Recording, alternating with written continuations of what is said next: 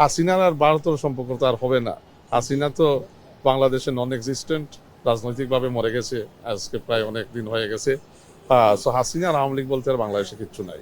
ভারতের high commissioner sir this morning called on the honourable prime minister.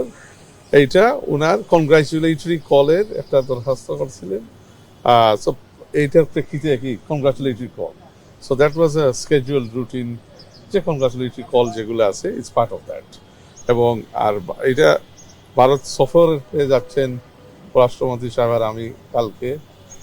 Bharat সফর আসলে specific, এটা শুধু ভারতের কোনো এক্সক্লুসিভ সফর না, আমরা মরিশাস যাচ্ছি, যেটা ইন্ডিয়ান ওশান সামিট, যেটা ওটা অ্যাটেন্ড করতে। তো অন রুট একটা গুডউইল ভিজিট, এটা গুডউইল ভিজিট, যেহেতু 200-র বেশি সার্ভিস ও ফিচারে লেনদেনের সব বিকাশ অ্যাপে সম্ভব।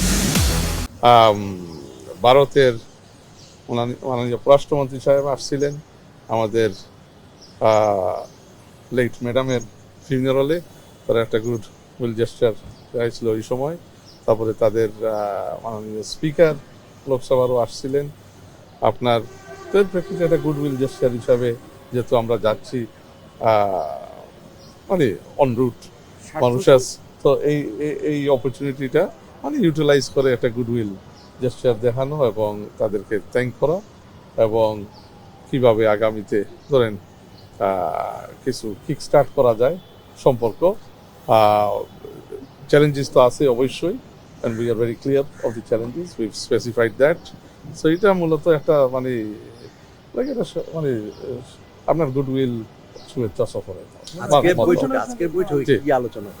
না, আজকের বৈঠকে তো এই তো মানে ভারতের প্রধানমন্ত্রীর শুভেচ্ছা আবারও দিলেন, কনগ্রাচুলেশনস করলেন। তারপরে আপনার কিছু পাইপলাইন দিয়ে যে আমরা এই ডিজেল দিয়ে মানে কিছু আমরা আনছিলাম, মানে বিভিন্ন পর্যায়ে ফেজে এই তো এইগুলা যে হয়েছে মানে একটা স্মুথলি ডিসকাস দ্যাট, এবং ফিউচারে আমরা কিভাবে কোলাবোরেট করতে পারি, বিভিন্ন যাতায়াত পিপল টু পিপল সম্পর্ক করতে পারি, যাতে we don't commit the mistake of the past where it is solely সম্পর্কটা হয়ে যায় মানে ভারতের যাতে না হয় কোনো ব্যক্তির সাথে, এটা পিপল টু পিপল যাতে হয়। তো দিস ইজ দি সম্পর্ক, এটা ভারতও চাচ্ছে, আমরাও চাচ্ছি এখন পিপল টু পিপল সম্পর্ক। 200-র বেশি সার্ভিস ও ফিচারে লেনদেনের সব বিকাশ অ্যাপে সম্ভব।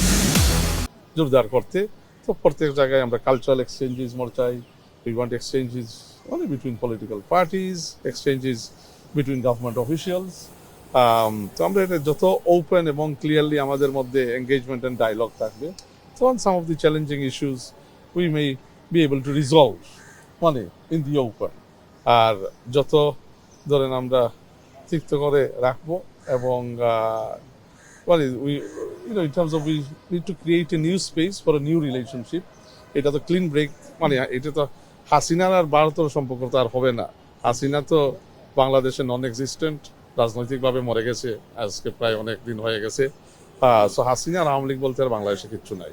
তো এটা হচ্ছে একটা নিউ সম্পর্ক বিটুইন বাংলাদেশ এন্ড ইন্ডিয়া। নির্বাচিত হওয়ার পরে মাননীয় প্রধানমন্ত্রী, ভারতের প্রধানমন্ত্রী কনগ্রাচুলেট করেছেন, এবং ওই লেটারের ওয়ার্ডিং যদিও দেখি তাহলে মানে অনেক গুরুত্ব দিচ্ছেন উনার নির্বাচনের উপর, এবং উনাকে উল্লেখ করছেন উনার নেতৃত্বেই আগামী বাংলাদেশ এবং বাংলাদেশের সম্পর্ক ভারতের সাথে এগিয়ে নিবে ভারত, মানে আগ্রহী। So it's a clean break from the past.